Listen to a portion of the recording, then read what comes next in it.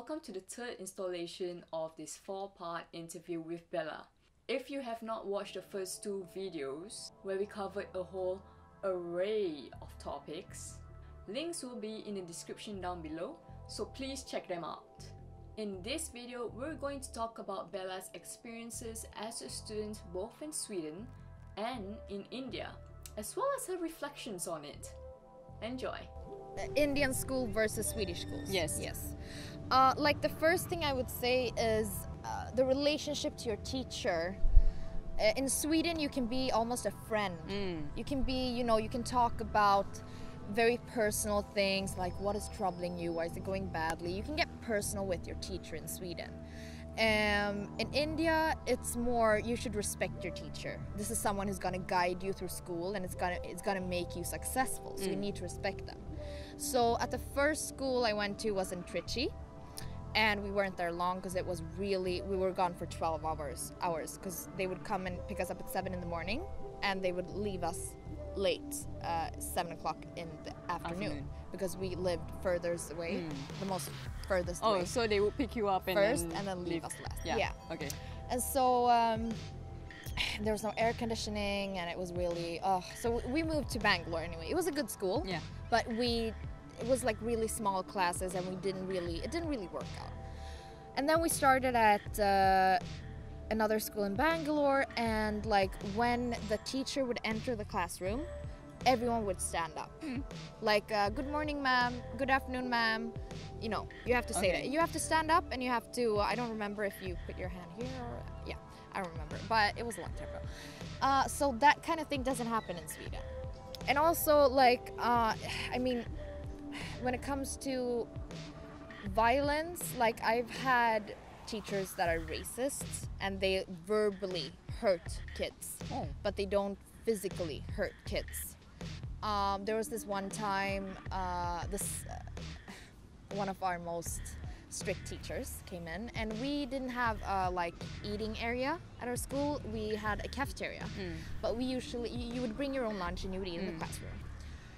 And so this guy, all of us were eating, and then the lesson started, and and the teacher spots like a piece of bread on the floor, and she picks it up and she's like, whose is this?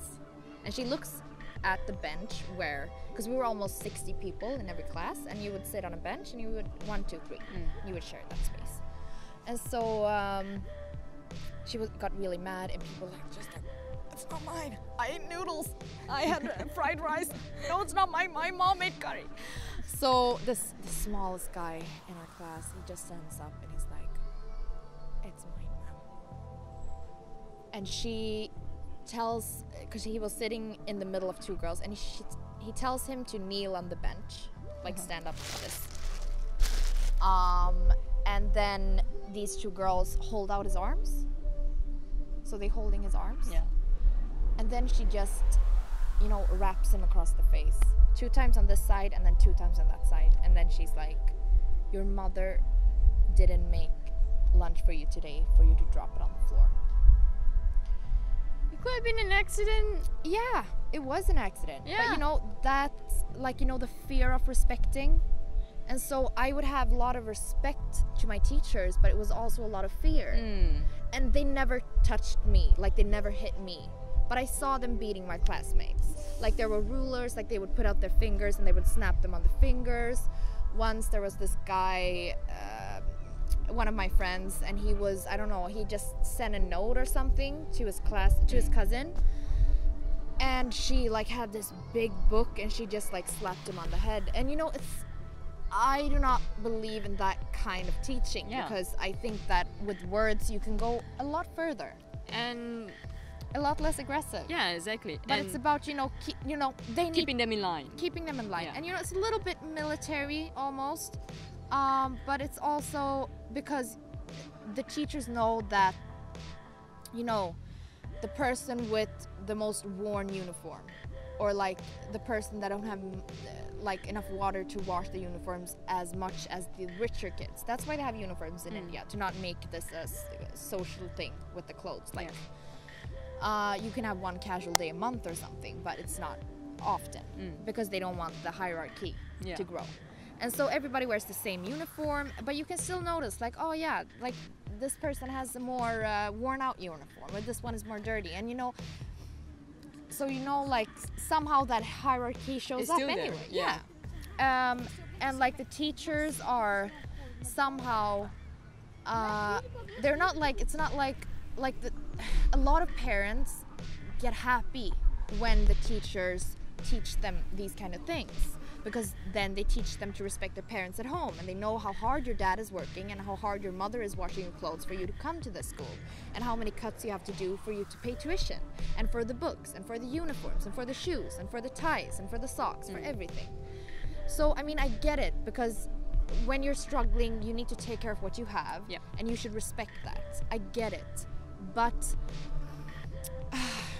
in a way, it gives you less movement to be individual, but also to learn in your own pace, and also to get a genuine respect for someone. Like explore another person, or explore yourself in a way where you won't get pushed down. I think that a lot of, like, I'm not trying to bash India in any way. Yeah. I respect India a lot. I love that country. It's taught me so much about myself. I have roots there. I have family there.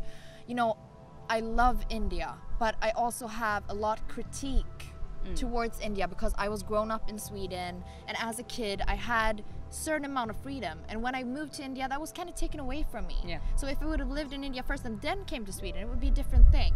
But living in Sweden and then moving to India and then back to Sweden, you kind of get the contrast in a very black and white way.